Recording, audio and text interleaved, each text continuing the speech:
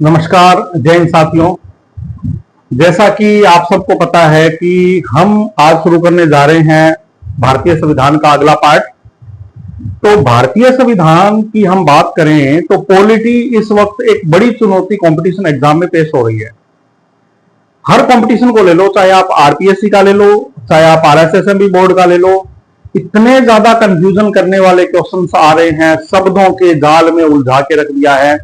बच्चे ये सोचते हैं कि इसका मतलब तो ये हुआ कि हम तो कुछ कर ही नहीं पाएंगे, मतलब पॉलिटी के क्वेश्चन तो हमसे सॉल्व ही नहीं होंगे।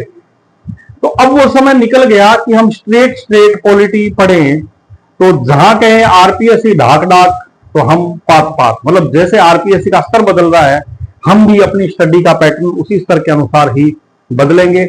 यहां पर हमने आपके लिए पीडीएफ नोट्स तैयार किए हैं। उन पीडीएफ नोट्स के अंदर एक अच्छा कंटेंट जो कि करंट को जोड़ते हुए लिया गया है, क्योंकि आज के समय में आरएस मेंस एग्जाम हो या कोई सा भी एग्जाम है, सब में पॉलिटी के अंदर करंट के टॉपिक्स को साथ में इंक्लूड किया जा रहा है। तब जाके कोई बच्चा क्वेश्चन को कर पा रहा है, और क्वेश्चन की अप्रोच क्या है, उस क्वेश्चन की अप्रोच को हमें समझना होगा। लेकिन उससे पहले हम जीरो से पॉलिटी को स्टार्ट करेंगे और पॉलिटी के एकदम वर्टेक्स यानी शिखर तक की हम पॉलिटी पढ़ेंगे। तो हम जीरो से शुरुआत कर रहे हैं, छोटी छोटी बेसिक बातों से। तो पहले तो मैं आपको बता दूं, पॉलिटी में मेन चीज हमें क्या पढ़नी है। मेन चीज है हमें पढ़ना है संविधान। हमें भारत का संविधान पढ़ना है, हमें भारत की राज व्यवस्था पढ़नी है कि कैसे व्यवस्था चल रही है। हमें राजस्थान का जो राज व्यवस्था है वो सारी पढ़नी है। मुख्यमंत्री है, राज्यपाल है, प्रशासनिक व्यवस्था है, वो सारी की सारी हमें पढ़नी है। क्योंकि सबको पता है कि मतलब सब बच्चे यदि डरते हैं इस टाइम तो पॉलिटी से डरते हैं, और दूसरा यदि डर की कोई चीज है तो इकोनॉमिक्स है, और बाद में रीजनिंग है, मैथ्स है, उनसे भी थोड़ा रहता है। बाकी आर्ट कल्चर है उसको तो बच्चे सोचते हैं हम रख लें। फिर भी वीडियो से आपको फायदा होगा, तो टीचर की समझी हुई बात आपको लंबे समय तक याद रहेगी। वैसे मैं आपको बताऊं कि हर देश का अपना अलग अलग संविधान है, क्योंकि जब तक कानून या संविधान नहीं होगा, आज एक परिवार में भी एक व्यवस्थाएं होती है कि कौन निर्णय लेगा, कौन कमाएगा, कौन घर पे खाना बनाएगा, है ना। हमें परिवार में किसका क्या दायित्व है, समाज में भी है ना। इसी प्रकार की व्यवस्था राज्य में भी है, देश में भी है, और पूरे वर्ल्ड लेवल पर भी ऐसी व्यवस्थाएं बनी हुई है। यदि ऐसी व्यवस्थाएं ना हो तो शायद मानव जीवन इतना मुश्किल हो जाए कि आप कल्पना भी नहीं कर सकते। तो हमें यह तो पढ़ना ही पड़ेगा कि संविधान क्या है, संविधान का आधार क्या है। हर देश का अपना संविधान अलग अलग है। अब हम बात करते हैं भारत के संविधान की। तो भारत का संविधान भी एक संवैधानिक जो इतिहास है वो हम वीडियो में पढ़ेंगे कि 1773 का रेगुलेटिंग एक्ट था, है ना। 1813 का एक्ट था, 1833 1833 का अधिनियम था, 1853 का 1853 का अधिनियम था। ऐसे करते करते सबसे खतरनाक 1909 का अधिनियम था, 1919 का अधिनियम था, और अंग्रेजों का अंतिम अधिनियम 1935 था। उसका संवैधानिक इतिहास क्या है वो हम अलग वीडियो में पढ़ेंगे। लेकिन हम फिलहाल बात करते हैं कि कोई भी राजा हो, चाहे कोई स्टेट हो, चाहे कोई देश हो, उसके शासन के 3 अंग होते ही होते हैं। एक होती है विधायिका, थोड़ी सी टाइपिंग मिस्टेक हल्की फुल्की हो सकती है, विधायिका, है ना। दूसरी है कार्यपालिका, और तीसरी है न्यायपालिका। अब विधायिका, कार्यपालिका और न्यायपालिका, ये 3 किसी भी प्रशासन के मेन अंग होते हैं। किसी भी प्रशासन के मेन 3 अंग है, विधायिका, कार्यपालिका और न्यायपालिका। अब इन दोनों में तो इतना घनिष्ठ संबंध है कि लोग पॉलिटी में एमए कर लेते हैं और उनको पता ही नहीं चल पाता कि इनमें फर्क क्या है। तो थोड़ा मैं आपको इंडिया के हिसाब से बता दूं कि देखो, हम सभी, जैसे संसद है, संसद में 2 भाग हैं। एक तो हो गई लोकसभा और एक हो गई राज्यसभा, ठीक है। अब हम क्या करते हैं, हम वोट देते हैं। हम वोट देकर लोकसभा के सदस्यों का चयन करते हैं। 542 कह दो, वैसे 543 हो गए, लेकिन अब एंग्लो इंडियंस की भी कम हो गए। 542 विधायक हो गए, सांसद हो गए। इधर राज्यसभा है, इसमें भी लगभग 245 सांसद हो गए। ये जनता चुनकर भेजती है, ये जनता द्वारा चुने हुए राज्य के प्रतिनिधि चुनकर भेजते हैं, मतलब ये हम सेंटर में भेज देते हैं। ठीक है, ये सभी के सभी विधायिका के भाग हैं। इसमें सत्ता पक्ष भी आ गया, विपक्ष भी आ गया। अब मान लीजिए बीजेपी की सरकार है, तो क्या उस सरकार में सारे के सारे ये 542 के 42 बीजेपी के हैं क्या? नहीं है ना, अलग अलग पार्टियों के हैं। ये भी राज्यसभा के सदस्य है, अलग अलग पार्टियों के हैं। ये सभी मिलकर बनाते हैं विधायिका।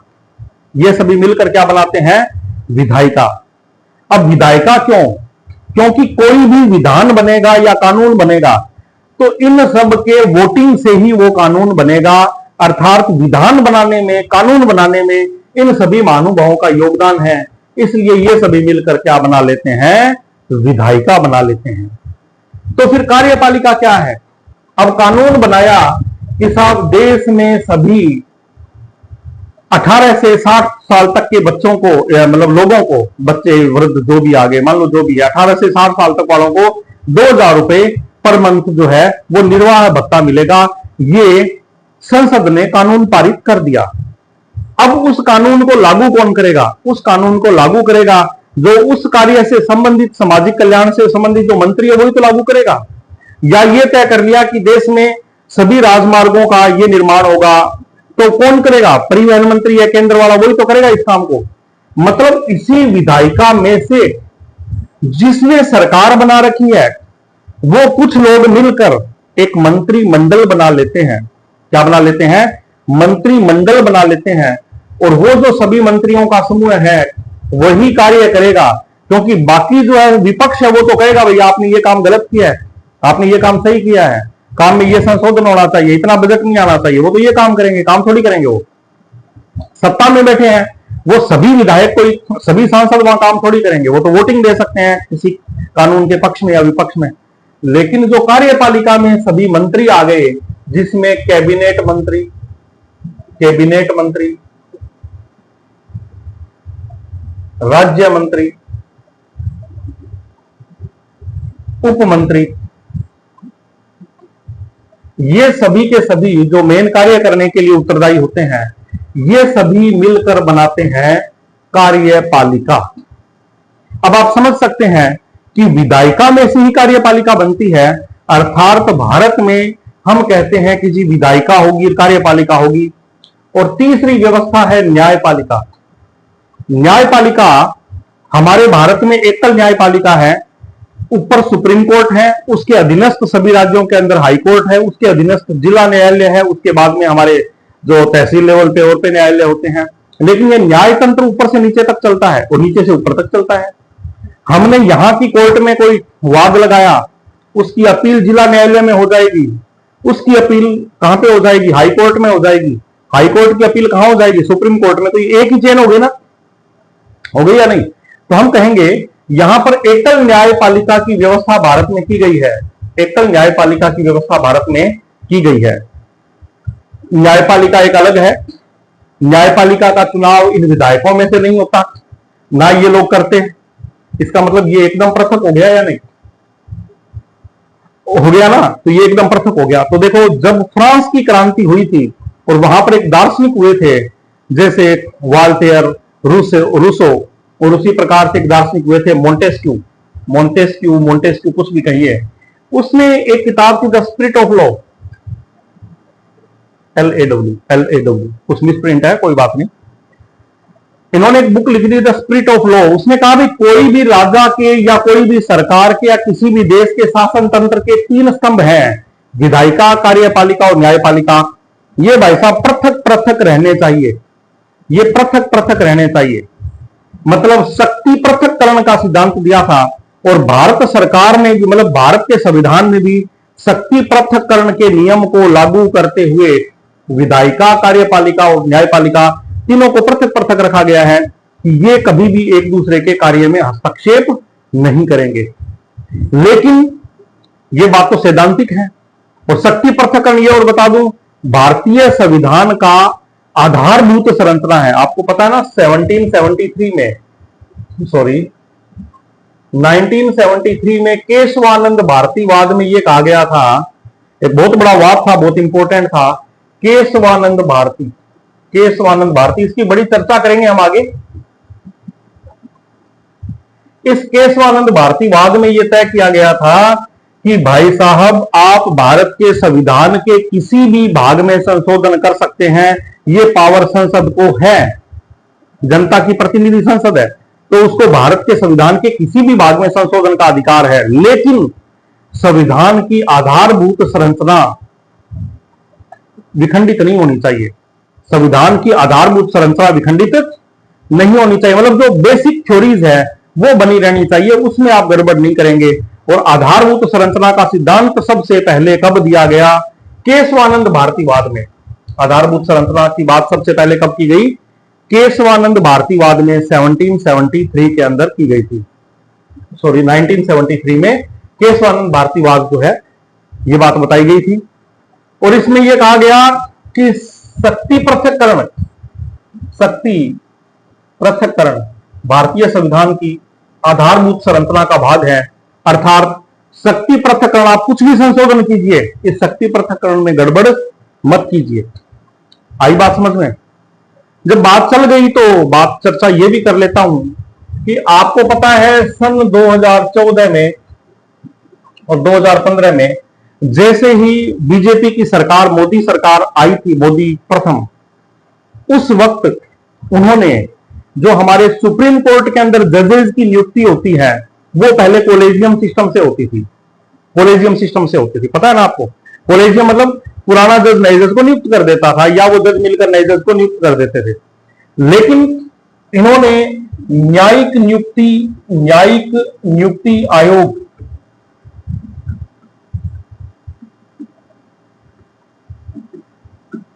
के गठन से संबंधित 99वां संविधान संशोधन, 99वां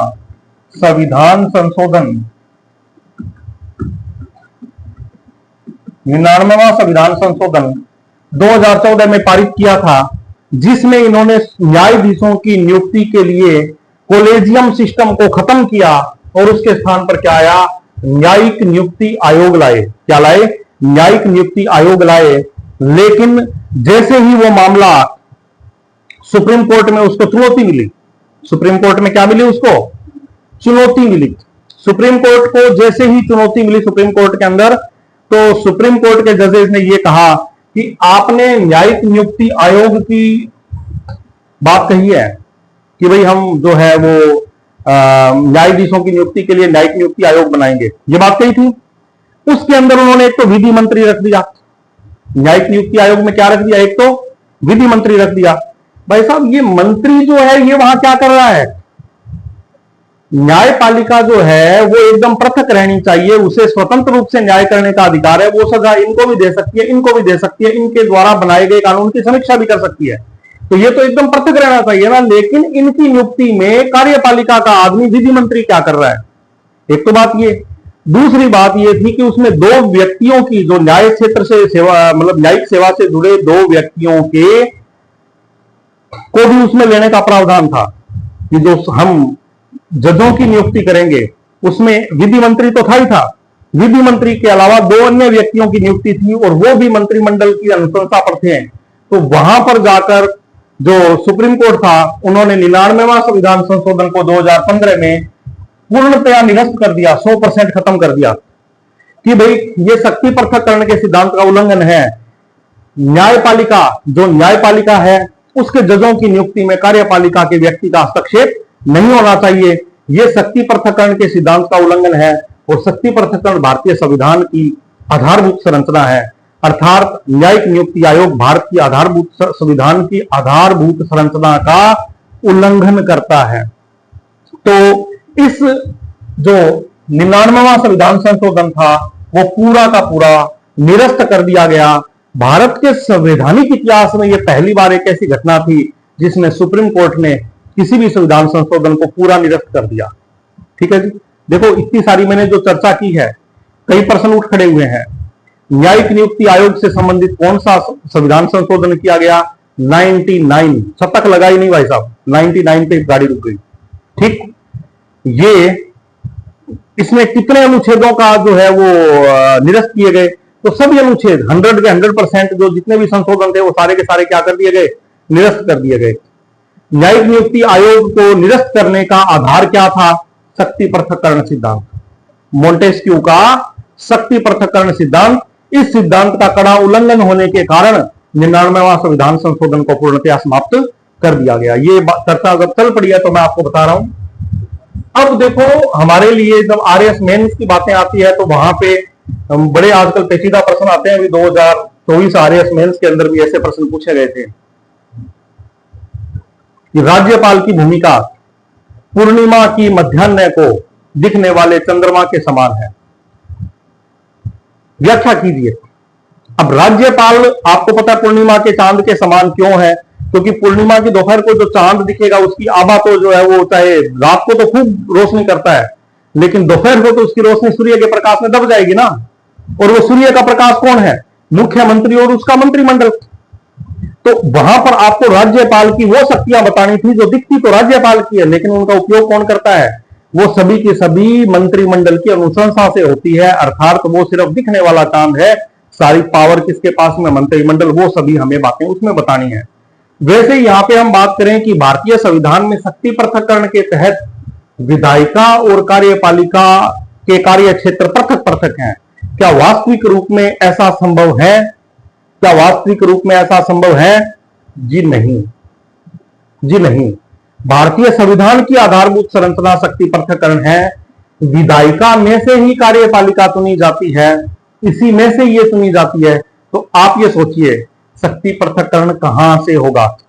मंत्रिमंडल के ये लोग जो है जो भी निर्णय लेंगे, जो भी कार्य करेंगे, जो भी बजट पारित करेंगे, खर्चा करेंगे, तो उनकी जो भाव होंगे वो 542 लोगों के प्रति नहीं है, बल्कि वो तो अपनी पार्टी को लेकर चलते हैं। विधायिका के जितने उनकी पार्टी के यदि मान लो 300 मेंबर है तो वो तो उन 300 मेंबर की बात को लेकर चलते हैं कि साहब हमारी पार्टी वालों ने ये बात कही है। और विपक्ष की उन्हीं बातों को लिया जाता है कि ये कहीं जनता का मुद्दा बना के आंदोलन ना खड़ा कर दें बस। तो बताइए क्या कार्यपालिका जो कार्य करती है वो अपनी पार्टी के पूर्वाग्रह से ग्रसित हुए बिना कार्य करती है? नहीं करती, नहीं करती। विधायिका में से कार्यपालिका का चयन हो रहा है। तो ऐसी स्थिति में हम ये कह सकते हैं कि कार्यपालिका जो है और विधायिका, इनका पूर्णतया शक्ति पृथक्करण संभव भारतीय परिप्रेक्ष्य में संभव नहीं हो पा रहा है। वर्तमान में अभी भी कार्यपालिका के जो बहुत सारे निर्णय और कार्य पद्धतियां हैं वो विधायिका के अपनी पार्टी के पूर्वाग्रह से ग्रसित होकर किए जाते हैं। तो 100% ऐसा अभी तक संभव नहीं हो पाया है। तो ये बात हमें थोड़ी सी गौर करनी है। अभी आपके दिमाग में ये बात क्लियर हो गई होगी कि भाई राज्य के 3 अंग है, विधायिका, कार्यपालिका और न्यायपालिका, और ये तीनों पृथक पृथक रहने चाहिए। अर्थात शक्ति पृथक्करण क्या है, वो भारतीय संविधान की मूल विशेषता है। इन तीनों के क्या क्या कार्य है, ये पिक्चर आपकी खोपड़ी में क्लियर हो जानी चाहिए, तब जाके हम आगे की बात को अच्छे से समझ पाएंगे। तो आपने अभी देख लिया कि भाई मोंटेस्क्यू का शक्ति पृथक्करण का सिद्धांत भारतीय संविधान की मूल विशेषता है। देखो बच्चों, जो हम अभी संविधान जो पढ़ रहे हैं वो किसी एक परीक्षा को लेकर हम बात नहीं कर रहे। हम कर रहे हैं वो बात कि आपकी दिमाग में वो सीन बना हुआ होना चाहिए कि हम आरएस मेंस या आईएएस तक का भी अपना जो कंटेंट है वो हमारा अच्छे से तैयार हो जाए। ठीक है ना? आरएस मेंस ही नहीं, हमारा आईएएस तक का कंटेंट अच्छे से तैयार हो जाए, ये चीज सोच के आपको चीज पढ़ाई जा रही है। इसलिए इसमें थ्योरी भी है और फैक्ट भी है। तो थ्योरी और फैक्ट दोनों का यहां पर कहीं कॉन्ट्रीब्यूशन किया गया है। अब देखिए, मैंने आपको कहा मोंटेस्क्यू का शक्ति पृथक्करण, क्या राजतंत्रात्मक व्यवस्था, राजतंत्रात्मक, देखो लोकतंत्रात्मक व्यवस्था में तो कोशिश ये की जाती है कि विधायिका अपना अलग कार्य करे। विधायिका क्या काम करे? जो सरकार की रीतियां नीतियां हैं उसमें कानून को पारित करना, उन कानून में कमियां बताना, बजट पारित करना, ये सभी विधायिका करती है। और जो कानून बन गया उसे लागू करना, उस बजट का समुचित उपयोग करना, वो कौन करता है? कार्यपालिका। ठीक है? और न्यायपालिका कई काम करती है, जनता को भी न्याय देती है। और इन दोनों ने यदि कोई ऐसा कार्य कर दिया है जो गैर संवैधानिक है, यदि कोई ऐसा अधिनियम पारित कर दिया है जो संवैधानिक नहीं है या प्राकृतिक न्याय का उल्लंघन करता है, भाई आजकल नेता लोग वो स्वार्थ में कर भी सकते हैं, तो कल को इन्होंने संविधान पे ही अतिक्रमण करने की कोशिश की है, तो न्यायपालिका के दरवाजे खुले हैं। आप यहां जाएंगे तो ये क्या न्यायिक समीक्षा करेंगे और बताएंगे कि साहब आपने जो कानून पारित किया है वो संवैधानिक प्रावधानों का उल्लंघन कर रहा है, इसलिए उसे 100% निरस्त किया जाता है। ऐसा कर सकता है ये। तो तीनों पृथक पृथक कार्य कर रहे हैं ना। अब ये कहे कि नहीं साहब मेरे को तो नियुक्त विचारों ने इन्होंने किया है तो मैं कैसे इनके खिलाफ फैसला दे दूं। नहीं, आपका काम है गलत को गलत और सही को सही कहना। आपका काम है जो यहां से नियम लागू हुए उनको लागू करना। ये कहें साहब हमारी पार्टी वाले, अरे पार्टी वालों से मतलब नहीं, तुम मंत्री हो, तुम्हारा काम है देश को और विधान के अनुसार काम करना, तुम्हारा काम है सही कानून पारित करना। तो तीनों के कार्य अलग अलग हो गए। राजतंत्र में क्या होता है, राजतंत्र में साहब राजा साहब बैठ गए, राजा साहब के पास में मंत्री हैं, वही मंत्री न्याय कर देते हैं, वही बजट में खा पी जाते हैं, वही लगा देते हैं, वही कमा देते हैं। तो क्या राजतंत्र में ये तीनों पृथक पृथक रहते हैं? नहीं। राजतांत्रिक व्यवस्था जो पहले राजा महाराजा के समय में थी, वहां पर शक्ति पृथक्करण का सिद्धांत लागू नहीं होता था, और लागू नहीं होने की वजह से ही राजा की निरंकुश प्रवृत्ति रहती थी। आज के समय में तो चाहे कोई भी है, देश में प्रधानमंत्री है, यदि आपने कानून संविधान के खिलाफ पारित किया है तो न्यायपालिका आपके कानून को निरस्त कर सकती है। लेकिन राजा का कानून को निरस्त कर सकता था क्या? नहीं ना, क्योंकि वही न्यायपालिका था, वही कार्यपालिका और वही विधायिका। तो राजतंत्र और लोकतंत्र का सबसे मेन फर्क यही है कि जहां राजतंत्र में विधायिका, कार्यपालिका और न्यायपालिका पृथक पृथक कार्य ना करके तीनों का केंद्रीकरण रहता है, केंद्रीकरण रहता है, एक ही जगह पे उनका तीनों की शक्ति होती है। तो शक्ति पृथक्करण नहीं है, राजा में निरंकुश प्रवृत्ति होती है। वहीं लोकतंत्र के अंदर मूल आधार यही है कि तीनों का कार्य पृथक पृथक होता है, कभी तीनों एक दूसरे के कार्य में हस्तक्षेप नहीं करते, जिसका नतीजा यह है कि लोकतंत्र में सभी को समानता, न्याय इत्यादि उद्देश्यों की प्राप्ति अच्छे से हो पाती है। लेकिन वो सब के सब नियम ढंग से लागू होने चाहिए। अब कानून में तो प्रावधान यही है कि सबको न्याय व्यवस्था मिले, है ना, सबके साथ समानता का व्यवहार हो। अब लेकिन लागू करने वाले यदि सही नहीं है तो फिर क्या होगा? ये सबसे बड़ी समस्या है। कहते हैं कि किसी भी देश में संविधान, जैसे अपने अमेरिका के एक राष्ट्रपति थे वुड्रो विल्सन, उन्होंने कहा था कि किसी भी देश में संविधान बनाने से ज्यादा मुश्किल काम है उस संविधान को चलाना। मतलब संविधान बना दें, आज नियम तो मेरे को कह दो कि साहब देश कैसे चलना चाहिए, ऐसे चलना चाहिए, ऐसे चलना चाहिए, ऐसे चलना चाहिए। चौराहे पे थड़ी पे लोग चाय पी रहे होते हैं, वो बता देंगे साहब ये होना चाहिए। लेकिन ये काम करने वाला जो व्यक्ति है ना, उस संविधान को लागू करना, वो सबसे मुश्किल काम है। तो वुड्रो विल्सन ने ये कहा था कि भाई किसी भी देश में संविधान बनाने से मुश्किल कार्य है उस संविधान को चलाना, उस संविधान को चलाना मुश्किल काम है। और आज यही भारत की समस्या आ रही है कि इतना बड़ा, इतना सुंदर संविधान हमारे संविधान निर्माताओं ने बनाया, लेकिन समय समय पर चाहे कोई भी कारण हो, चाहे जन भागीदारी नहीं होना या राजनीतिक इच्छा शक्ति, ईमानदारी से नहीं होना, उस संविधान के उद्देश्यों की प्राप्ति अभी तक पूरी होती हुई प्रतीत नहीं हो रही है। चलिए छोड़िए, हम तो अपना सिलेबस से थोड़ा आगे बढ़ते हैं। अब देखिए भारत की क्या व्यवस्था है। क्या भारत में विधायिका पूरे देश की एकल है? नहीं साहब, एकल नहीं है, विधायिका दोहरी है। आप कहेंगे दोहरी का मतलब? मैं बताता हूं दोहरी का मतलब। दोहरी का मतलब यह है, विधायिका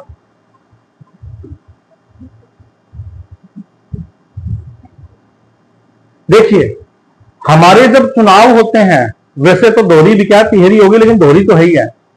हमारे जब चुनाव होते हैं तो एमएलए एमपी के, मतलब सेंट्रल गवर्नमेंट चुनने के लिए चुनाव अलग होते हैं, मतलब वो विधायिका चुनने के लिए हम वोट अलग देते हैं। और राज्य में एमएलए एमपी और सरकार चुनने के लिए वोट अलग होते हैं। अर्थात एक विधायिका केंद्र में कार्य कर रही है, एक विधायिका राज्य में कार्य कर रही है। क्या ऐसा है क्या कि हमने केंद्र में विधायिका बना के छोड़ दी, मतलब हमने प्रधानमंत्री साहब सारे के सारे सांसद चुन दिए, वो अपने आप ही स्टेट के अंदर अपना बना के छोड़ देंगे? ऐसा तो नहीं होता ना, स्टेट के लिए तो हम अलग चुनते हैं। कई बार तो ऐसा भी होता है कि सेंटर में सरकार अलग है, स्टेट में सरकार अलग है, क्योंकि हमने वोट अलग अलग टाइप से देते हैं। तो विधायिका दोहरी है, केंद्र में अलग चल रही है और स्टेट में अलग चल रही है। समझ में आई बात? स्टेट वाले जिनको, जो देखिए केंद्र स्तर पर अलग है, राज्य स्तर पर अलग है। केंद्र स्तर पर जो है वो केंद्रीय सूची के विषयों पर कार्य करते हैं, समवर्ती सूची पर भी कार्य करते हैं। राज्य की जो विधायिका है वो राज्य सूची के विषयों पर कार्य करती है। राज्य सूची और समवर्ती सूची, देखो हमारे पूरे देश के अंदर विषय होते हैं। विषय का मतलब कृषि एक विषय हो गया, शिक्षा एक विषय हो गया, चिकित्सा एक विषय हो गया, ऐसे विषय हैं। उन विषयों में कुछ विषय ऐसे हैं जिन पर निर्णय लेने का अधिकार केंद्र सरकार का। जैसे रक्षा की हम बात करें, देश की सीमाओं पर यदि किसी ने हमला कर दिया तो राजस्थान की सरकार भागेगी या केंद्र सरकार भागेगी उसकी रक्षा करने के लिए? केंद्र सरकार भागेगी ना। तो वो जो विषय है वो राज्य सूची का है या केंद्र सूची का है? वो केंद्र सूची का है। राज्य कहे नहीं साहब हम तो देखो हमला नहीं करना चाहते पाकिस्तान पे, केंद्र ने कह दिया हम हमला करेंगे, तो बताइए किसकी चलेगी? राज्य को तो बोलने का हक ही नहीं है भाई, वो तो सूची ही केंद्र सूची है। तो वहां जो अपने कहें कि केंद्रीय सूची का विषय होगा वो कौन सा? रक्षा। ठीक है। इसी प्रकार से विदेश नीति, भारत ने यह घोषित कर दिया कि पाकिस्तान हमारा शत्रु देश है, रूस हमारा मित्र राष्ट्र है। राजस्थान की सरकार ने कहा नहीं साहब हमारी तो रूस वालों से बनती नहीं है साहब, हम तो रूस को मित्र राष्ट्र नहीं मानेंगे। मत मानो, मानना पड़ेगा, क्योंकि विदेश नीति केंद्र सूची का विषय, राज्य सूची का विषय नहीं है। तो हमें यह मानना पड़ेगा कि भाई कई विषय ऐसे हैं जो केंद्र सूची के हैं, कई विषय ऐसे हैं जो राज्य सूची के हैं, उन पे कानून बनाने का अधिकार राज्य को दिया गया है। कई विषय ऐसे हैं जो समवर्ती सूची में है, मतलब उन पे कानून केंद्र भी बना सकती है, राज्य भी बना सकता है। जैसे कृषि समवर्ती सूची का विषय है, केंद्र भी कानून बना सकता है, राज्य भी कानून बना सकता है, दोनों को कानून बनाने का अधिकार है। लेकिन यदि दोनों ने एक ही मुद्दे पे कानून बना दिया, एक तो कहेगा किसानों का ऋण माफ, एक कहेगा ऋण माफ नहीं, तो ध्यान रखना केंद्र वाला कानून माना जाएगा, राज्य का कानून नहीं माना जाएगा। समवर्ती सूची के विषयों पर कानून बनाने का अधिकार दोनों का है, लेकिन यदि उसी विषय पे कानून राज्य ने बनाया और उसी पे केंद्र में बनाया तो केंद्र का कानून मान्य होगा, राज्य का कानून निरस्त माना जाएगा। समझ में आ गई बात? अब देखिए, हम ये कह सकते हैं कि विधायिका दो रूप में है। केंद्रीय विधायिका अपना अलग कार्य करती है, राज्य की विधायिका अपना अलग कार्य करती है, अर्थात विधायिका दोहरी है। बोलो है या नहीं है? है ना दोहरी। चलिए साहब, कार्यपालिका, यदि हम बात करते हैं कार्यपालिका की तो कार्यपालिका भी दोहरी है।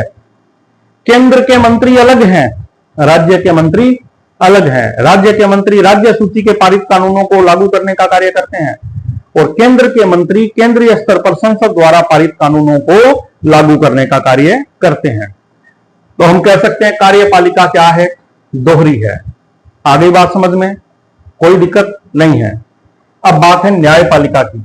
न्यायपालिका की, न्यायपालिका इकहरी है। ये देखो मजे की बात, आप कहेंगे इकहरी कहां है? वहां सुप्रीम कोर्ट है, हाई कोर्ट है। अरे नहीं भैया, सुप्रीम कोर्ट है, हाई कोर्ट है अलग अलग, लेकिन हाई कोर्ट के मामले को सुप्रीम कोर्ट ले अपने पास मंगा सकता है। हाई कोर्ट के मामले की अपील सुप्रीम कोर्ट में कर सकते हो। सुप्रीम कोर्ट, हाई कोर्ट, जिला न्यायाधीश और उसके बाद में अपने जो कहें तहसील स्तर पे ग्राम न्यायालय, ये सभी के सभी एक ही कड़ी के अंदर हैं।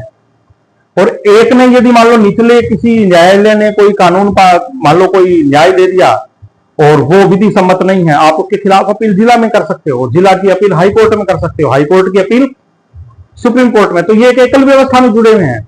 तो हम कह सकते हैं कि भारतीय संविधान में यदि हम बात करें संसदीय शासन व्यवस्था है, संसदीय शासन व्यवस्था में विधायिका दोहरी है, कार्यपालिका दोहरी है, लेकिन न्यायपालिका इकहरी है, दोहरी नहीं है। क्लियर हुई ये बात? विधायिका क्या है? दोहरी है ना। कार्यपालिका क्या है? दोहरी। न्यायपालिका क्या है? इकहरी। प्रश्न कैसे आएगा? बातें कर रहे हो सर आप, आपने चर्चा खूब की, क्वेश्चन कैसे आएगा? अब बताऊं क्वेश्चन कैसे आएगा। कथन नंबर 1, भारत में दोहरी कार्यपालिका है, भारत में दोहरी व्यवस्थापिका है, भारत में दोहरी न्यायपालिका है। ठीक है जी। भारत में अध्यक्षात्मक शासन व्यवस्था है। क्या बोला? देखो प्रश्न ऐसे आ सकता है,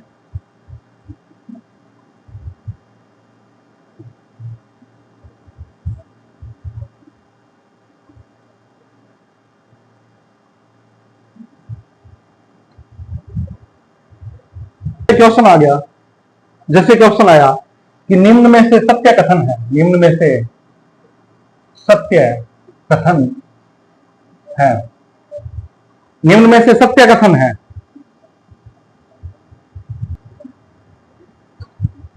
अब क्वेश्चन ये है कि निम्न में से सत्य कथन है। पहला आ गया, भारत में दोहरी विधायिका है।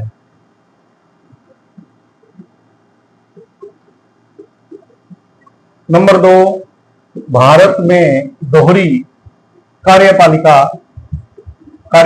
है। देखो कार्यपालिका दोहरी है या नहीं है, यह हमें देखना है। ठीक है। तीसरा आ गया, भारत में दोहरी न्यायपालिका है। भारत में दोहरी न्यायपालिका है। और चौथा आ गया, भारत में संसदीय शासन व्यवस्था है। भारत में संसदीय शासन व्यवस्था है। ठीक है।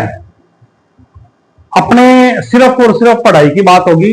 जैसे कई क्या है कि क्लासेस जैसे बनाते हैं, तो क्लासेस में मोटिवेशन की बातें करके, ठीक है मोटिवेशन होगा, लेकिन मोटिवेशन की बातें करके क्या है, उसमें बहुत सारा टाइम बच्चों का उसमें लग जाता है। अपने पॉइंट टू पॉइंट ज्यादा स्टडी की ही बात होगी, क्योंकि वीडियो कई कोचिंग ऐसे हैं जिनमें बच्चा क्या करता है कि वीडियो दिन में 8-8, 10-10 घंटे वो वीडियो ही देखता रहता है। उसमें ठीक है जी, वीडियो चला के छोड़ दिया, कहीं इधर ध्यान दे लिया, कहीं इधर नहीं दिया।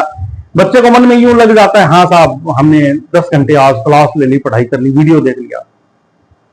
लेकिन उस वीडियो के दौरान बच्चे का कितनी बार ध्यान जो है वो दूसरी जगह पे गया और उसने ध्यान दिया ही नहीं, बहुत सी चीजें नोट ही नहीं की, लिखा ही नहीं, है ना। इसलिए भले ही आप वीडियो 3-4 घंटे देखें, सेल्फ स्टडी कब करेंगे, लर्न कब करेंगे?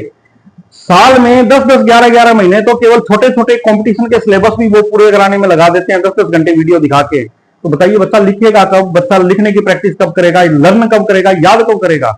तो मैं चाहता हूं कि कम से कम वीडियोस के अंदर आपका सिलेबस कवर हो जाए, है ना, ताकि आपको ज्यादा समय ना खपाना पड़े। कोई चीज समझ में नहीं आए, वीडियो को बार बार आप देखें, नोट्स आपको पीडीएफ दिए जाएंगे उनको पढ़ें, और सबसे बड़ी काम बात है अपने एक अलग से जो पैटर्न लेके चले हैं ऑफलाइन कोचिंग वाला, तो offline test series. Offline test series से क्या होगा कि आपको ये पता होगा कि संडे को टेस्ट देना ही देना है, उसमें दिक्कत नहीं आएगी। तो ये सब चीजों पे आप गौर करना। इसलिए मैंने जो नोट्स हैं वो भी पीडीएफ के अंदर ही आपको मैं समझा रहा हूं, ताकि कई बार क्या धीरे धीरे टीचर लिखता रहता है, उसमें समय बहुत सारा खराब हो जाता है। ठीक है ना। बस मैंने आज अभी इतनी बात की, बाकी अपने सिर्फ पढ़ाई की बात चलेगी। ओके। देखिए चौथा है, भारत में संसदीय शासन व्यवस्था है। और ऑप्शन आ गया, अब इसमें ए ऑप्शन आ गया, सत्य कथन है 1, 2, 3, 4। बी ऑप्शन आ गया 1, 2, 3। सी ऑप्शन आ गया 2 व 4। डी ऑप्शन आ गया 1, 2 और 4। बताइए कौन सा ऑप्शन इसमें सही होगा? देखिए भारत में जो शासन व्यवस्था की हम बात करें तो शासन व्यवस्था की हम बात करें, दोहरी विधायिका है, बिल्कुल है, क्योंकि विधायिका केंद्र में भी है और राज्य में भी है। दोहरी कार्यपालिका है, बिल्कुल है, केंद्र में भी है और राज्य में भी है। लेकिन न्यायपालिका दोहरी नहीं है, ये कथन एकदम गलत है। भारत में संसदीय शासन व्यवस्था है, बिल्कुल संसदीय शासन व्यवस्था ही है। अमेरिका में अध्यक्षात्मक शासन व्यवस्था है, जिसकी चर्चा हम आगे करेंगे। तो सत्य कथन है 1, 2 व 4, हमारा डी ऑप्शन सही हो गया। तो इस तरह से क्वेश्चन बन के आते हैं, और शायद अभी तो मैं आपको थोड़ी बेसिक बता रहा हूं, बाकी आगे बहुत कॉम्प्लिकेट अपने क्वेश्चन करेंगे, जिसमें ये क्लियर होगा कि कैसे शब्दों के जाल में, जहां में आरपीएससी यूपीएससी फंसा रही है, हम उस जाल से कैसे निकलेंगे, क्योंकि हमारा पढ़ाई का पैटर्न वैसा ही होने वाला है। तो नेक्स्ट देखेंगे आगे।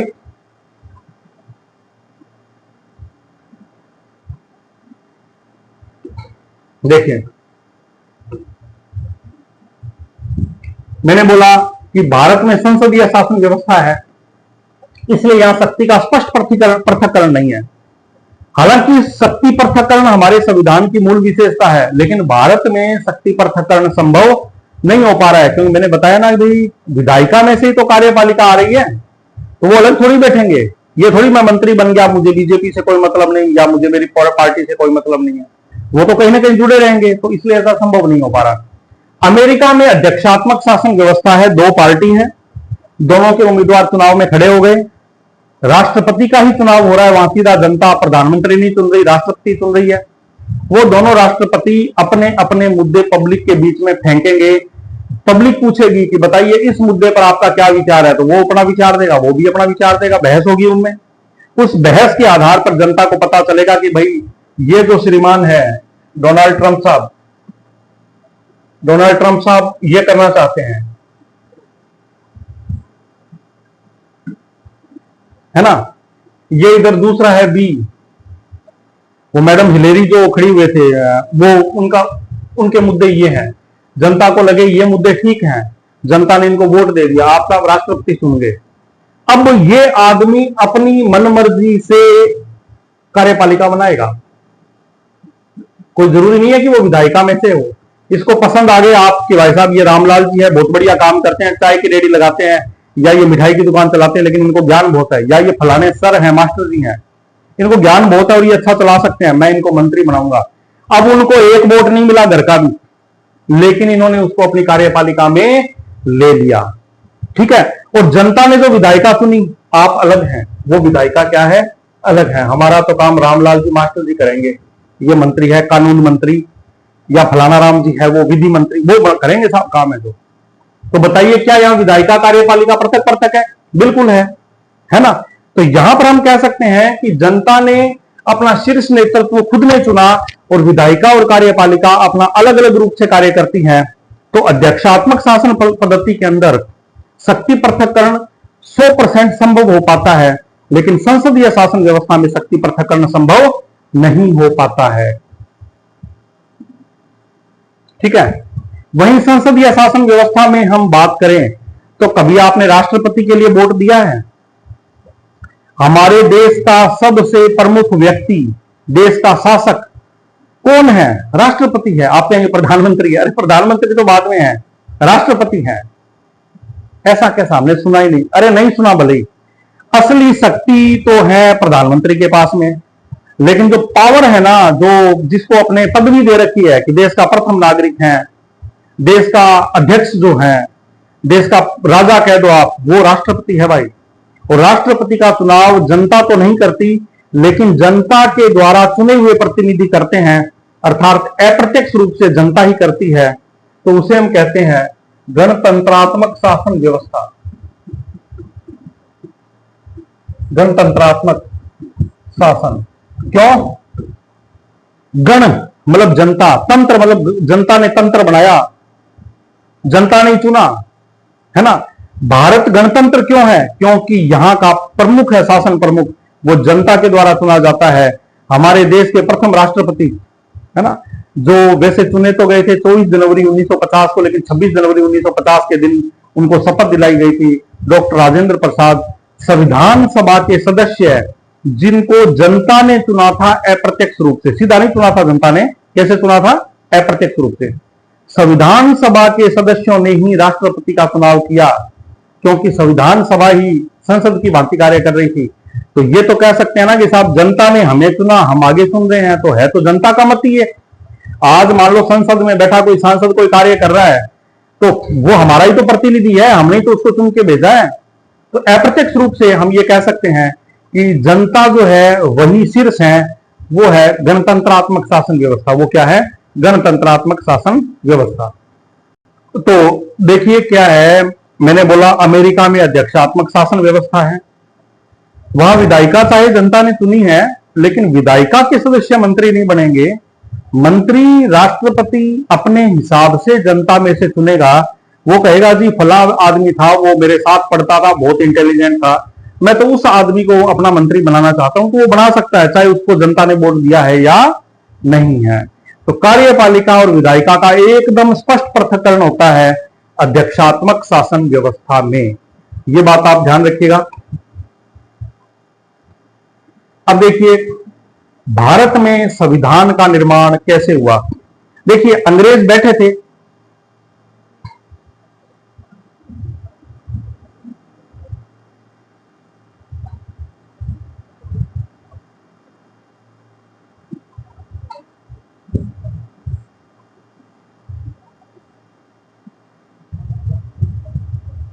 अंग्रेज बैठे थे भारत में, अपने कानून पारित करते थे, चलाते थे।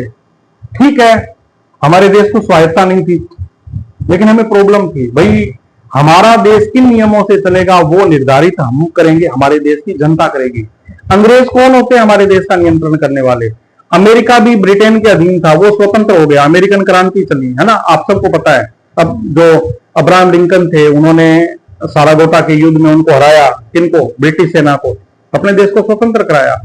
भारत की जनता लड़ नहीं सकती थी, क्योंकि इतने साल पहले मुगलों का शोषण, मराठों का शोषण, अंग्रेजों का शोषण, इतने शोषण से जनता इतनी ज्यादा त्रस्त हो चुकी थी कि वो हथियार कुछ लोग उठा रहे थे, लेकिन संगठित रूप से उस वक्त इतना, अपने कह सकते हैं कि भाई मीडिया भी इतना विकसित नहीं था। तो ऐसे में जनता को संगठित करके सशस्त्र क्रांति करना अमेरिका और फ्रांस की भांति यहां संभव नहीं था।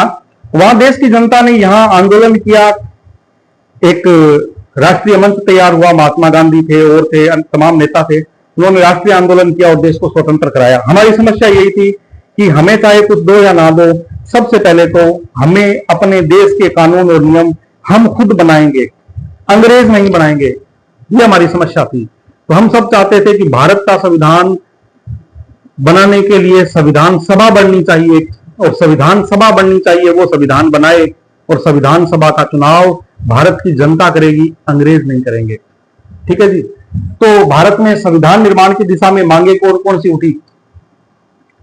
1895 में सबसे पहले बाल गंगाधर तिलक जो थे, लाल बाल पाल में बाल गंगाधर तिलक साहब, उन्होंने सबसे पहले कहा, संविधान सभा की सीधी मांग उन्होंने की अंग्रेजों से कि हमारे देश के लिए संविधान की बनाने की दिशा में आप संविधान सभा बनाएं और उसमें सभी भारतीय लोगों को शामिल करें। तो यह क्वेश्चन आता है कि सबसे पहले संविधान सभा की मांग किसने की? तो की थी बाल गंगाधर तिलक ने। 1922 में गांधी जी ने कहा कि भारतीयों के द्वारा भारत का संविधान बनना चाहिए, लेकिन संविधान सभा नहीं बनाने की बात कही इन्होंने कहा कि संविधान बनाइए, हम भारतीय बनाएंगे, हमारे भारतीयों के द्वारा भारत का संविधान बनाइए। आप अंग्रेज बाहर से आए हैं, हमारे देश की स्थितियों को आप नहीं जानते, तो हमारे देश का संविधान हम भारत की जनता है वो बनाएगी। 1928 में नेहरू ने, अंग्रेजों ने चैलेंज किया था कि आप नहीं बना सकते, आप लोगों का बौद्धिक स्तर इतना नहीं है कि भारत का आप संविधान बना पाए। उस वक्त जवाहरलाल नेहरू ने 1928 में संविधान निर्माण की दिशा में सबसे पहला कदम रखते हुए, और इन्होंने सबसे पहले संविधान बनाया था। समझ में आई बात?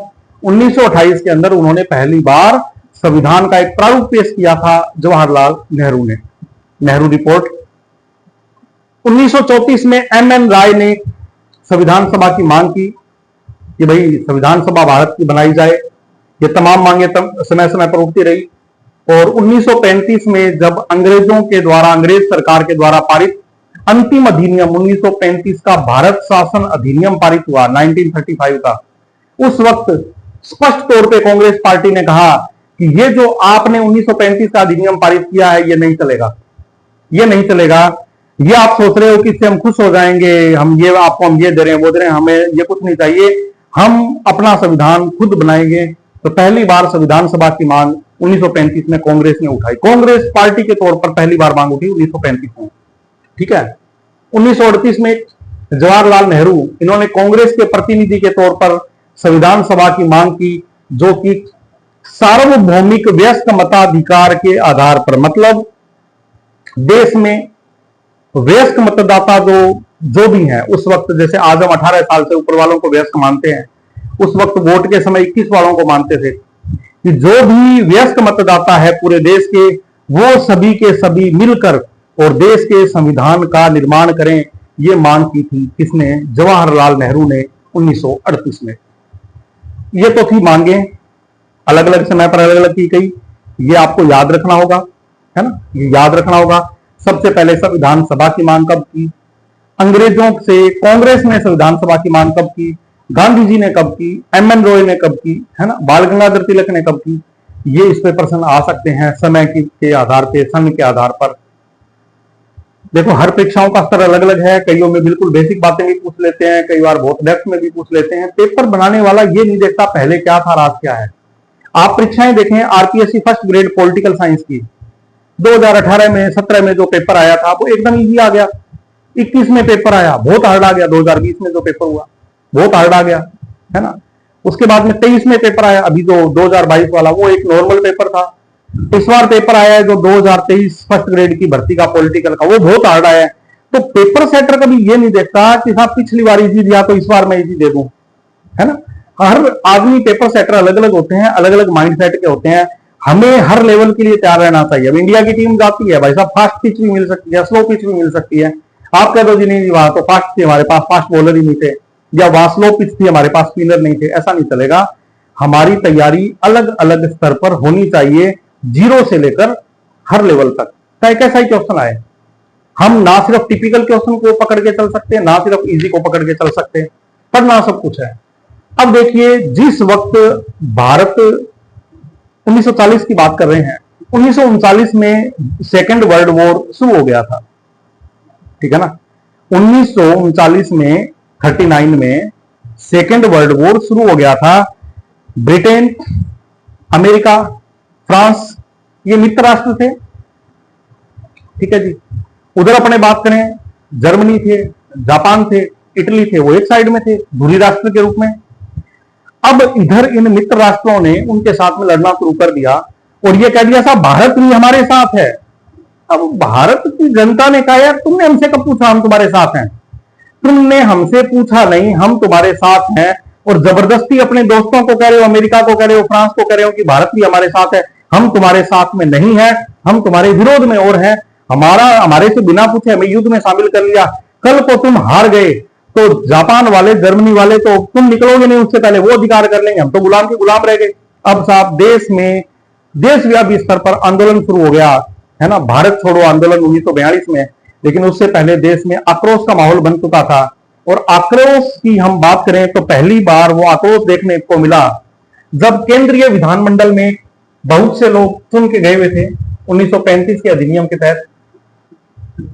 केंद्रीय विधानमंडल, उसमें कांग्रेस के बहुत सारे सदस्य थे, जवाहरलाल नेहरू भी थे। उन सब ने त्याग पत्र दे दिया, बोले हमसे बिना पूछे हम केंद्रीय विधानमंडल में। अरे तुम जनता से मत पूछो यार, हम लोगों को आपने विधानमंडल में शामिल कर रखा है, हमें तुम लोगों ने मंत्री के बराबर पद दे रखा है, हमसे तो पूछते, हमसे पूछा ही नहीं, हम इस्तीफा देते हैं। देश में आक्रोश का माहौल बन गया और ये बोले अब हमें कुछ नहीं चाहिए, तुम भागो और हमें संविधान सभा देके जाओ, हम संविधान बनाएंगे अपने देश का खुद। तब अंग्रेजों ने अगस्त प्रस्ताव लेके आए 1940। देखो वो ठगाने पटाने वाली बात होती है ना, कि कैसे कर करा के बच्चा है मान जाएगा, ये देश के लोग है, सिख पढ़े लिखे ज्यादा है नहीं, हमारी बात को मान जाएंगे। तो ये थोड़ा सा देश में माहौल चल रहा था उस वक्त। अगस्त प्रस्ताव आया, अंग्रेजों ने कहा कि संविधान सभा हम आपकी मांग को मान रहे हैं, आपके देश की संविधान सभा बनाएंगे। जनता ने कहा संविधान सभा बनाओगे, कब, कैसे बनाओगे, ये तो बताओ। बोले ये हम बाद में बात करेंगे। अरे वो बाद में बात नहीं भाई, जनता और आक्रोशित हो गई, जनता और आक्रोशित हो गई, मुद्दा खत्म नहीं हुआ। अब बोले साहब ऐसे तो काम नहीं चलेगा। फिर बोले भारत लगातार विरोध में है। अमेरिका ने ब्रिटेन को कहा कि देखो साहब इस वक्त जर्मनी जापान हमारे ऊपर डोमिनेंट हो रहे हैं, जर्मनी जापान युद्ध में हमारे ऊपर भारी पड़ रहे हैं। आप सबसे पहले तो आपका सबसे बड़ा उपनिवेश है भारत, वहां की जनता और आंदोलन कर रही है, आप उनको विश्वास में लीजिए, उनको शामिल कीजिए। तो बोले यार इनको पता था वो ऐसे तो मानेंगे नहीं, उनको आजाद तो करना ही पड़ेगा, लेकिन छोटी छोटी किस्तों में आजाद करें, हो सकता है काम चली जाए, हो सकता है हमें कोई ना निकाले। तो अगला प्रस्ताव लाए क्रिप्स मिशन। एक स्टीफोर्ड क्रिप्स थे, हालांकि स्टीफोर्ड क्रिप्स को यह माना जाता था कि ये भारत के समर्थक हैं, स्टीफोर्ड क्रिप्स को यह माना जाता था कि वो भारत के समर्थक हैं और जवाहरलाल नेहरू के भी अच्छे मित्र थे। वो क्रिप्स प्रस्ताव लेकर आए। उन्होंने कहा कि निर्वाचित संविधान सभा का प्रावधान था, ठीक है, निर्वाचित संविधान सभा का प्रावधान था। लेकिन इसमें यह बात थी, देखो ये थोड़ी सी लाइन में यहां आप चेंज कर लेना। इसमें कहा कि निर्वाचित संविधान सभा होगी जिसमें अधिकांशतया सदस्य भारतीय होंगे। उस बात पे फिर छिड़ गए सब के सब, बोले साहब ये अधिकांशतया क्या होता है, अधिकांशतया क्या होता है, इसका मतलब कुछ अंग्रेज होंगे। क्यों होंगे अंग्रेज, जब हमें आप आजाद कर रहे हो, आप यहां से जा रहे हो, फिर हमारे संविधान सभा में अंग्रेज क्या कर रहे हैं, ब्रिटिश सरकार के प्रतिनिधि क्या कर रहे हैं, अधिकांशतया नहीं, भारत की संविधान सभा भारतीयों द्वारा निर्मित होगी, भारत एक संप्रभु राष्ट्र बनेगा और भारत की संविधान भारतीयों के द्वारा ही लिखित होगा। तो फिर विरोध हुआ।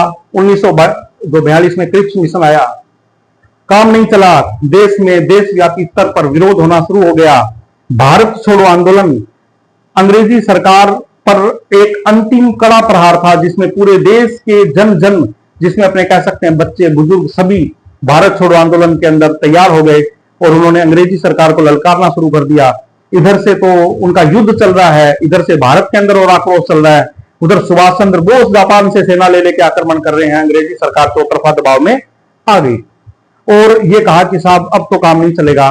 1946 में कैबिनेट मिशन भारत आया। कौन आया? कैबिनेट मिशन भारत आया। कैबिनेट मिशन में 3 कैबिनेट मिनिस्टर थे ब्रिटिश सरकार के, आप ऐसे याद रखेंगे, PAS,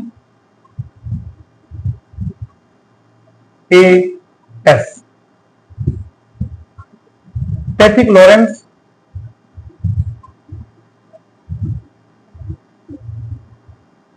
A.V. अलेक्जेंडर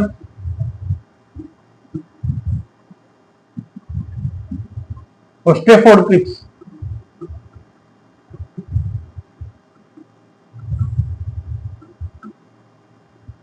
ये 3 जो थे मंत्री, जिनको अपने कह सकते हैं कैबिनेट मंत्री, इसी को ही हम कहते हैं कैबिनेट मिशन, ये जून 1946 में भारत आया और इन्होंने कहा कि संविधान सभा का निर्वाचन किया गया और मार्च 1946 में कैबिनेट मिशन भारत आकर और संविधान सभा का निर्माण करना शुरू कर दिया। कांग्रेस की मांग थी कि संविधान सभा का गठन वयस्क मताधिकार के आधार पर किया जाए, मतलब हमारे देश के सभी वयस्क लोग चुनाव में भाग लें, जनता चुनाव करे, संविधान सभा के सदस्यों का 10 लाख की आबादी पर एक सदस्य चुना जाएगा। उस वक्त भारत की जनसंख्या 40 करोड़ थी और यह माना गया भाई भारत के अंदर जो संविधान सभा का चुनाव किया जाए। उस वक्त भारत में संविधान सभा के लिए चुनाव शुरू भी करवाए गए, लेकिन यह देखा गया कि भारत की विषमता पूर्वक भौगोलिक परिस्थितियां, मतलब बड़ी विषमता थी, अलग अलग जगह पे अलग अलग लोग थे और सांप्रदायिक दंगों के बीच में वयस्क मताधिकार के आधार पर प्रत्यक्ष तौर पर चुनाव करवाना संभव नहीं है। तो वहां पर क्या किया, अप्रत्यक्ष तौर पर प्रतिनिधियों को लिया गया और उनके आधार पर संविधान सभा का निर्माण किया गया और संविधान सभा का निर्माण किया गया, जिसने संविधान निर्माण की दिशा में कार्य करना शुरू किया। निर्वाचन कैसे किया गया? अनुपातिक प्रतिनिधित्व पद्धति एकल संक्रमणीय मत के द्वारा। यही हमारे राष्ट्रपति के चुनाव का आधार है, जिसकी व्याख्या हम आगे करेंगे राष्ट्रपति के चुनाव में। बस इतना ध्यान रखें कि भारत की संविधान सभा में जो सदस्य चुने गए, अनुपातिक प्रतिनिधित्व पद्धति, जहां की जनसंख्या है वहां के राजा को उतनी वोटिंग का अधिकार दिया गया। एकल संक्रमणीय मत पद्धति, मतलब वरीयता के अनुसार आप वोट दें। किसी जगह पे 4 आदमी खड़े हुए हैं तो आप पहला वोट मेरा इसको है, दूसरा वोट इसको है, तीसरा वोट इसको है, वरीयता दें, वो है एकल संक्रमणीय मत पद्धति। वैसे तो देखो, अब आज हमारे यहां चुनाव होते हैं तो 10 उम्मीदवार खड़े हुए,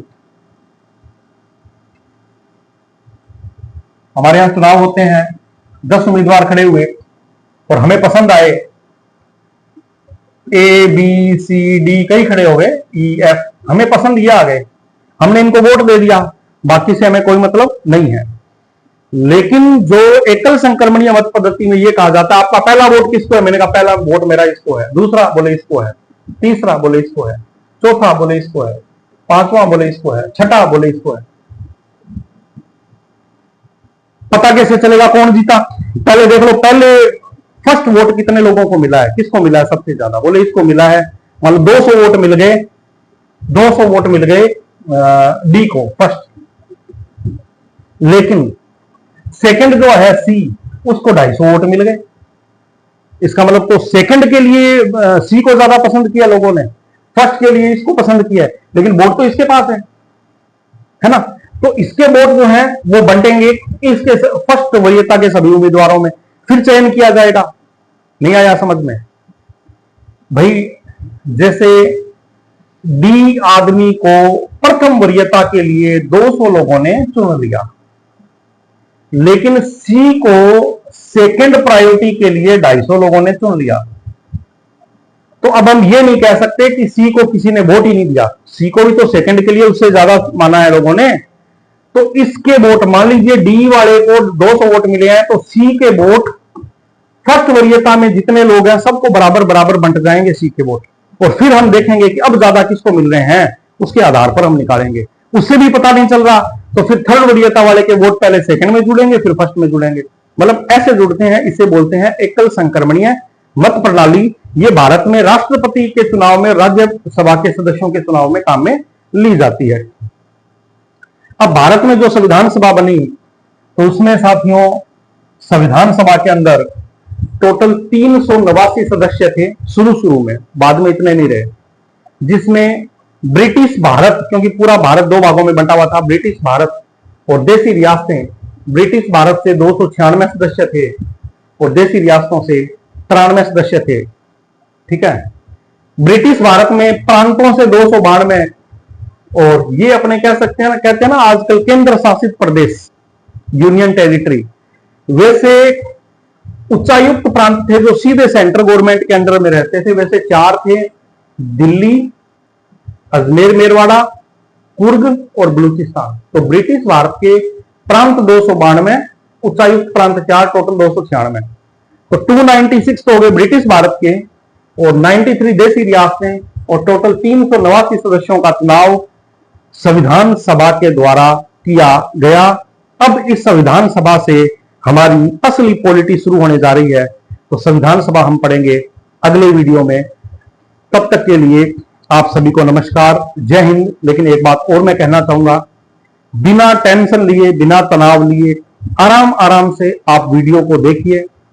ये वीडियो, इसमें देखो लाइट की पूरी व्यवस्था नहीं है, चेहरे वगैरह भी सब काले आ रहे हैं, इसमें भी थोड़ी सी है, लेकिन आगे की वीडियो में और अच्छी क्वालिटी आपको मिलेगी, पढ़ने में भी कंटेंट मिलेगा। असल में क्या होता है कि बहुत सारी कोचिंग्स के अंदर हम YouTube पे वीडियो देख लेते हैं तो हमें उसके नोट्स पढ़ने के लिए नहीं मिलते, तो हम बाजार से किताबें खरीदते हैं। अब हम पढ़ रहे हैं किताबों में कुछ और, उसकी भाषा अलग है, YouTube वाले गुरुजी की भाषा कुछ अलग है, तो हमारे दिमाग में एक फिक्स पैटर्न नहीं बन पाता अपनी पढ़ाई को लेकर, हम क्वेश्चन नहीं फिर सोल्व कर पाते। यहां पर आपको क्या क्या चीज मिलेगी मैं बता दूं, वीडियो क्लासेस, पूरा सिलेबस करवाया जाएगा, एक एक चीज करवाई जाएगी।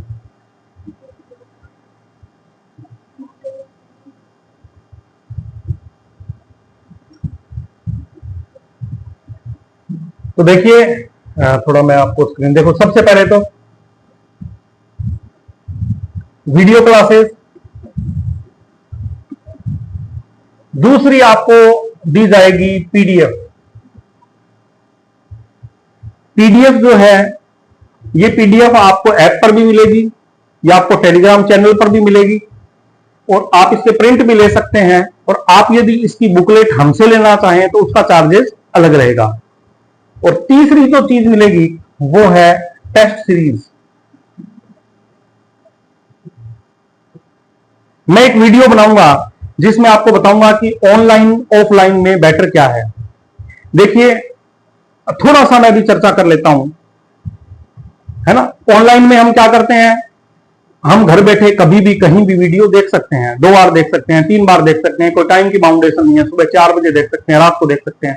ऑफलाइन में हम क्लास में गए, टीचर ने पढ़ाया, कल को उस वक्त हमारी तबीयत ठीक नहीं थी, हम उस वक्त पढ़ने के लिए तैयार नहीं थे, हम घर से उतनी दूर गए हैं, हो सकता है हमें घर के आसपास सुविधा ही ना मिले, हो सकता है हमें 200-300 किलोमीटर दूर जाके कोचिंग में कमरा लेना पड़े। ये समस्याएं ऑफलाइन की है। लेकिन ऑनलाइन की प्रॉब्लम क्या है, हम आलस कर जाते हैं, ये मानवीय स्वभाव है। हमारा दिमाग शुरू में कहता है कि आईएएस बनूंगा, लेकिन कुछ ही दिनों बाद में जो हमारा मन है उसको और चीजें अच्छी लगने लग जाती है। जैसे घर में फंक्शन है, आज कोई नहीं, यहाँ चले जाते हैं। घर के कामों में इतने हम व्यस्त हो जाते हैं कि हम मन पे कंट्रोल नहीं कर पाते और हम लोग क्या करते हैं कि जो हमने टारगेट सोचा था उसमें कहीं ना कहीं हम समझौता करना शुरू कर देते हैं। ऑफलाइन में क्या है कि आप लोग गए हो, कमरा लेके बैठे हो, कोचिंग में, लाइब्रेरी में हो, हॉस्टल में हो, तो आपको कोचिंग में जाना ही पड़ेगा, टीचर सामने बैठा, टेस्ट देना ही पड़ेगा। तो ये ऑनलाइन और ऑफलाइन की अलग अलग फर्क है। उसमें मैंने दोनों ही चीजों का समाधान किया है कि आप घर बैठ के वीडियो देखिए, आप पीडीएफ देखिए, कोई दिक्कत नहीं है। लापरवाही तो करेंगे तो टेस्ट सीरीज आपकी ऑफलाइन है। उस ऑफलाइन आपके घर के आसपास 50-60 किलोमीटर की रेंज में संडे को आकर आपको टेस्ट देना ही पड़ेगा। टेस्ट नहीं देंगे तो पेनल्टी है, ऑफलाइन टेस्ट होंगे तो फिर यहां लापरवाही चलेगी क्या? नहीं चलेगी ना।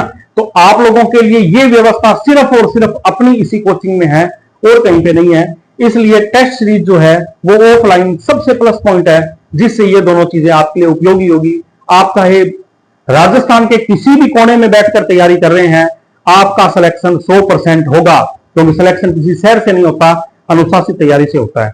कई बच्चे शुरू में कहते हैं नहीं सर मेरा मन पे कंट्रोल है, मैं तो बड़ी तैयारी करूंगा एकदम कंसंट्रेशन से। तो आपको मैं एक बात बता दूं, इस संसार का सबसे मुश्किल काम है खुद पर कंट्रोल करना। इस संसार का सबसे मुश्किल काम है। ये कोई कह सकता है लेकिन होता नहीं है। इसलिए बच्चे क्या करते हैं, शुरू में तो कह देते हैं हम ऑनलाइन कर लेंगे, लेकिन बाद में लापरवाही करते हैं। टेस्ट की जब बारी आती है तो संडे तक काम तैयार नहीं किया, थोड़ा बहुत नकल मार के टेस्ट दे दिया, फिर कहते हैं कि जी कोई नहीं अगले टेस्ट में हम खींच लेंगे, अगले में भी फिर वही रहता है और तैयारी का पैटर्न बिगड़ जाता है। लेकिन ऑफलाइन टेस्ट होगा तो आपको हर वक्त आपको आईना दिखेगा कि आपकी तैयारी यहां है भाई साहब, पढ़ लीजिए। और नहीं है तो फिर हम भी आपको खींचेंगे, भाई क्या बात है नंबर कम कैसे आ रहे हैं, माँ बाप भी खींचेंगे। तो आप लोगों को रिजल्ट के दिन सीधा चमत्कार नहीं देखने को मिलेगा,